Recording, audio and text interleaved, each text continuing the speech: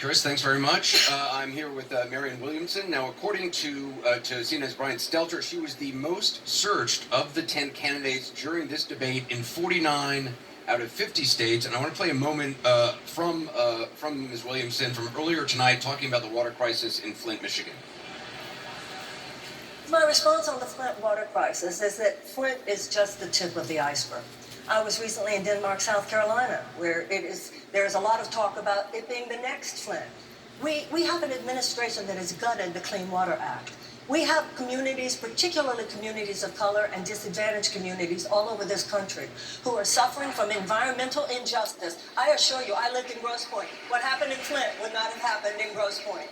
This is part of the dark underbelly of American society. The racism, the bigotry, and the entire conversation that we're having here tonight, if you think any of this wonkiness is going to deal with this dark psychic force of the collectivized hatred that this president is bringing up in this country, then I'm afraid that the Democrats are going to see some very dark days. We need to say it like it is. It's bigger than Flint. It's all over this country. It's particularly people of color. It's particularly people who do not have the money to fight back. And if the Democrats don't start saying it, then why would those people feel that they're there for us? And if those people don't feel it, they won't vote for us, and Donald Trump will win.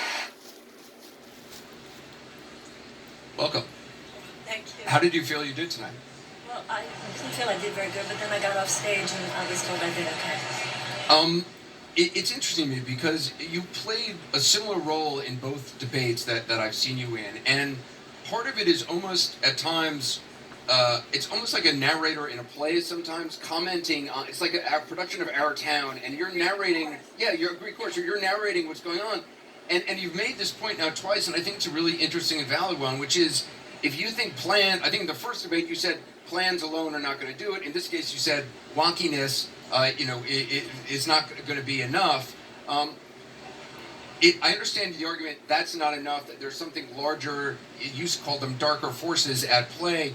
What is it that is needed if it's not wonkiness and plans? Because obviously those are needed, but what else do you say? What is that? We've never dealt with a figure like this in American history before. This man our president, is not just a politician, he's a phenomenon. And an insider political game will not be able to defeat it. We need... And I'm sorry, can you put your mic just a little closer to your mouth? Just a little closer to your mouth, like that. Sorry. I'm sorry. That's fine. Okay. What I was saying is that the president is not just a politician, he's a phenomenon. And an insider political game will not defeat him. The only thing will defeat him is if we have a phenomenon of equal force. And that phenomenon is a moral uprising of the American people. You know, people laugh at the idea that love has political power. I don't know how anybody could say that after looking at Gandhi and the Indian independence movement, or Dr. King and the civil rights movement. But if you look at terrorism and you look at Nazism, clearly hatred has a lot to do with what unfolds politically. We need an emotional and psychological uprising among people who have been so chronically disengaged from the political process. And a conversation only about wonkiness and intellectual analysis, the part of the brain that intellectually analyzes an issue, is not the same part of the brain that decides who to vote for. Donald Trump was not elected because he wanted to take Iraq's oil and surround the oil fields with soldiers and drain out all the oil, which was an impossible thing. You're saying he was elected because he tapped into... He tapped into racism, he taps. It's not just what he did, it's what he's continuing to do. Racism, bigotry, homophobia, anti-Semitism, although he covers the anti-Semitism with all this pro-Israel stuff, xenophobia. He taps into the worst aspects of the human character. This is what authoritarian fascist dictators do. So Senator Sanders is calling for a revolution, getting young people involved, getting people involved in the process. You're calling for a moral uprising. Well, I think we need both, clearly, and because I agree with most of the political plans of people such as Senator Sanders and Senator Warren. But what does that we look need like? Both. What does a moral uprising look like? It means that you realize that how much of our public policy is heartless. As soon as we bought in, and this began 40 years ago, as soon as we allowed an amoral, what is essentially a sociopathic economic system, to take hold and corrupt our government like it does. And what do I mean by that? When I was a child, the corporation was expected to care. The American corporation was expected to care if somebody had worked at the corporation for decades, that they had a dignified retirement. Once we bought into this trickle-down economic theory, where all that matters is fiduciary responsibility to the stockholders, even if it's at the expense of other stakeholders, such as the workers, such as the environment, such as the community. We split ourselves off from any soul, from any ethics, from any conscience, from any remorse. That is what a sociopath is. So what it has done, it has made us a heartless country. When you have, in the richest country in the world, children who go to school hungry, asking the teacher, do you have anything to eat? That's heartless. When you have people who are hungry and you do not feed them, when you have children who need educating and you do not educate them, when you have tax policies and other economic policies that make it so much easier for the already rich to get richer and more difficult for anyone else to make it at all, this is heartless. It is divorced from ethics. It is divorced from morality.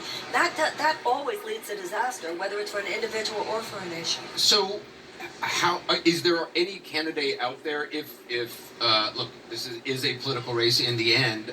If you're not the one, have you already identified somebody you would support? Well, but wait a minute.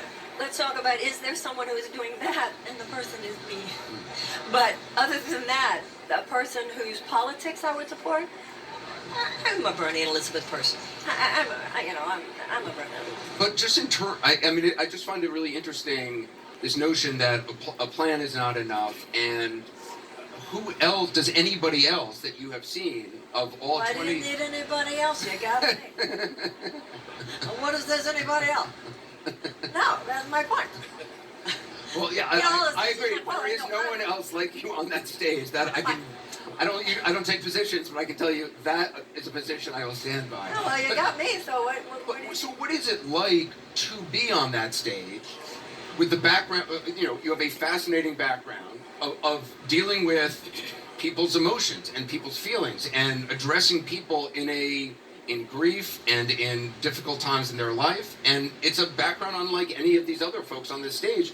What is it like to see a debate through your eyes as you are standing there? Well, it's disappointing because the conversation that's being had in a debate like that, I know is not the conversation that will win. It's not a conversation. That's not a level of conversation that will defeat the level of collectivized hatred and real fascistic waters that this man is dipping into. And so it's frustrating for me. But this is the good news. When I'm out with voters, voters are ready. You see, American civilization is not stuck in the 20th century the way American politics is.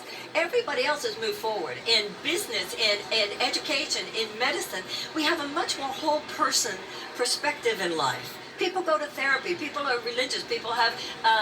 People go to yoga classes. People know now. It's just this political system that's so stuck in this overly secularized. It does seem to me, and maybe it's just that I'm, in a grieving process. But and many people have come up to me in grief and connect with me in that way. And it is a different kind of thinking. And I feel like you exist in that space always. That is the realm in which you work.